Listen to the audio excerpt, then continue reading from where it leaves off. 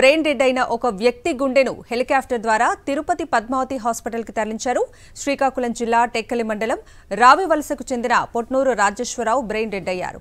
దీంతో కుటుంబ సభ్యులు ఆయన అవయవాలను దానం చేయాలని నిర్ణయించారు. సీఎం జగన్ ఆదేశాల మేరకు గ్రీన్ ఛానల్ ద్వారా గుండెను తిరుపతికి తరలించారు. విజయవాడ నుంచి వచ్చిన ప్రత్యేక హెలికాప్టర్ ద్వారా రాగోలు జెమ్స్ మెడికల్ కాలేజ్ ప్రాంగణం నుంచి కేవలం 20 నిమిషాల్లో తిరుపతికి చేరింది.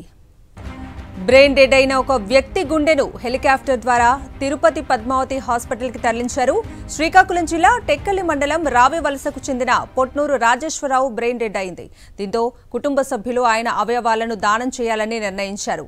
సీఎం జగన్ ఆదేశాల మేరకు గ్రీన్ ఛానల్ ద్వారా గుండెను తిరుపతికి తరలించారు.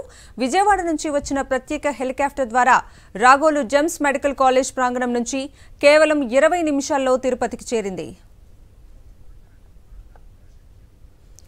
ఇక ఇదే అంశానికి సంబంధించిన పూర్తి అప్డేట్స్ ని మా ప్రతినిధి యుగంధర్ అడిగి తెలుసుకుందాం. Yugandhar, good evening. ఈ రోజు శ్రీకాకుళం జిల్లాలో ఒక అరుదైనటువంటి సంఘటన చోటు చేసుకుంది. ముఖ్యమంత్రి వైఎస్ జగన్మోహన్ రెడ్డి చొరవతో ఒక వ్యక్తికి అవయవదానం జరిగింది. దీనికి శ్రీకాకుళం జిల్లా జన్ మెడికల్ హాస్పిటల్ వేదిక అయింది. మెడికల్ హాస్పిటల్లో శ్రీకాకుళం జిల్లా టెక్కల మండలం రాయవలసకి చెందిన వ్యక్తి చికిత్స పొందుతూ బ్రెయిన్ డెడ్ అయింది. ఆయన పేరు పొట్నూరు రాజేశ్వరరావు.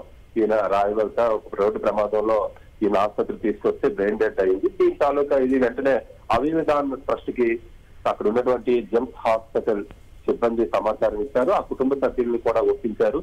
ఇదే సమయంలో తిరుపతిలో ఒక వ్యక్తికి గుండె కావాల్సి రావటం, దాన్ని ముఖ్యమంత్రి వైఎస్ జగన్మోహన్ రెడ్డి దృష్టి తీసుకువెళ్ళటంతో వాళ్ళు వెంటనే ముఖ్యమంత్రి చొరవతో హెలికాప్టర్ ను వైజాగ్ నుంచి శ్రీకాకుళం కలెక్టరేట్ దగ్గర ఏర్పాటు చేసిన హెలిప్యాడ్ పంపించారు.